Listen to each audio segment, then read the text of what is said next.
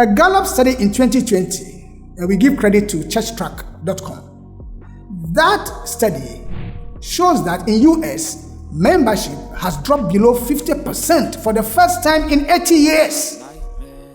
And a similar situation is prevailing in the United Kingdom. Deconstruction of the church groups and individuals are emerging, and their claim is that they can love their neighbor and worship God in private without necessarily attending or belonging to any church. There are challenges facing popular Christianity today. One major challenge is the reliance on faith. Of course, it is faith-based. It thrives on unquestioning mentality. To a large extent, the faith-based person has no need for explanation of his or her faith.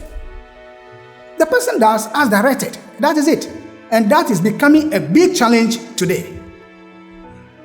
Another area of challenge is we don't have, at times, clear explanation of certain parts of scriptures.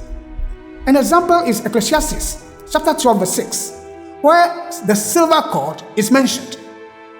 Similarly, when you read 2 Corinthians chapter 12 verse 2, you find third heaven. Where is the first heaven? Where is the second heaven? These are not easy to be explained by popular Christianity. And in this issue, the difference between the kingdom of heaven, the kingdom of God, and Jesus Christ calling himself Son of Man, it's not easy explaining these things.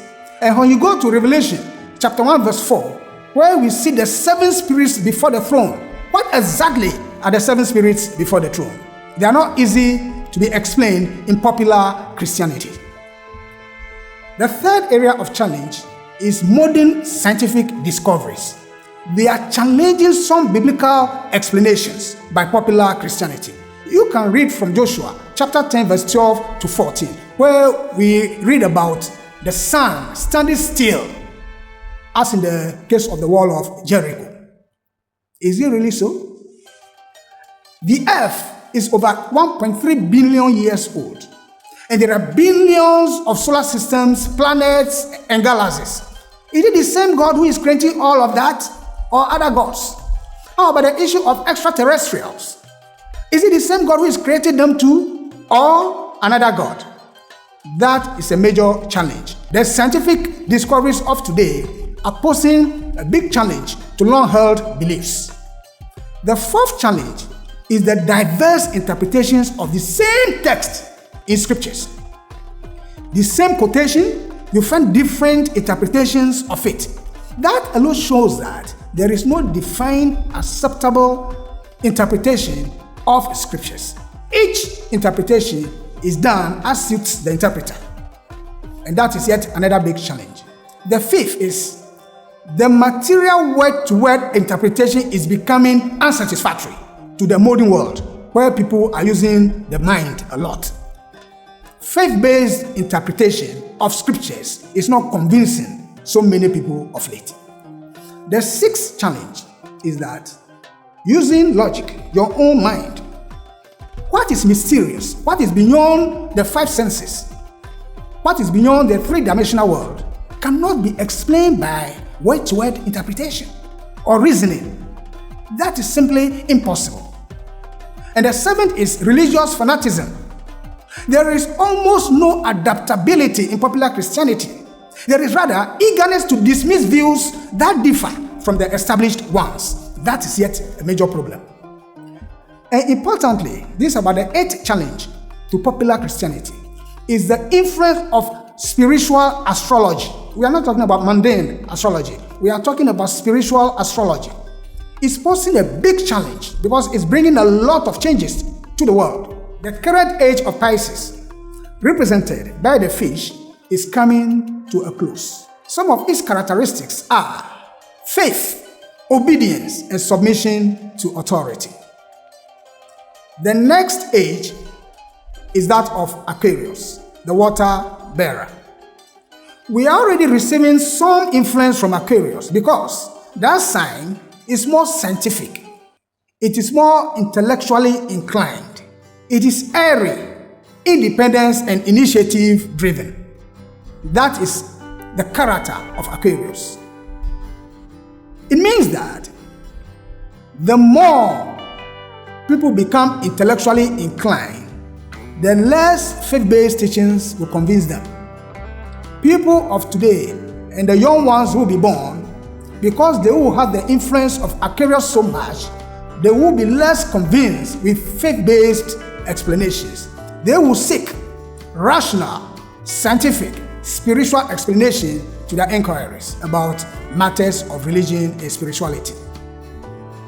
What are the effects of all these challenges on popular Christianity? The effects are many, but we will look at the decline in membership and expansion. A Gallup study in 2020, and we give credit to churchtrack.com. That study shows that in US, membership has dropped below 50% for the first time in 80 years. And a similar situation is prevailing in the United Kingdom. Deconstruction of the church groups and individuals are emerging, and their claim is that they can love their neighbor and worship God in private without necessarily attending or belonging to any church. Seminaries are closing down, church buildings are being sold or turned to other uses. Pastors are leaving, and Christian bookshops are becoming uneconomical because of low patronage.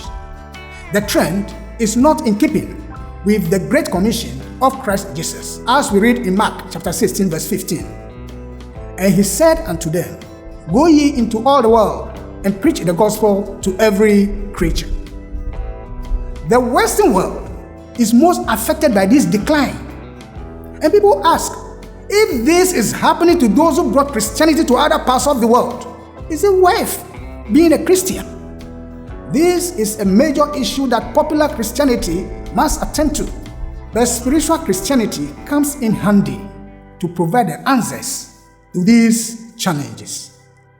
How does spiritual Christianity address the limitations of popular Christianity? Many people do not know that deeper teachings and practices exist in Christianity beyond the popular word-to-word interpretation or attending Saturday or Sunday church services or going through devotions and rituals. There are deeper teachings and practices in Christianity that are not opened to the public, but now it is being made available to the masses. For a fact, it is not only Eastern teachings that highlight how to sensitize the material and the spiritual bodies and vehicles. The Christian religion has a higher form of spiritual teachings and practices for positive spiritual development. And that is what the Western wisdom teachings stand for. To bring to the world the higher teachings of Christianity, to make it open to the masses, the higher teachings of Christianity.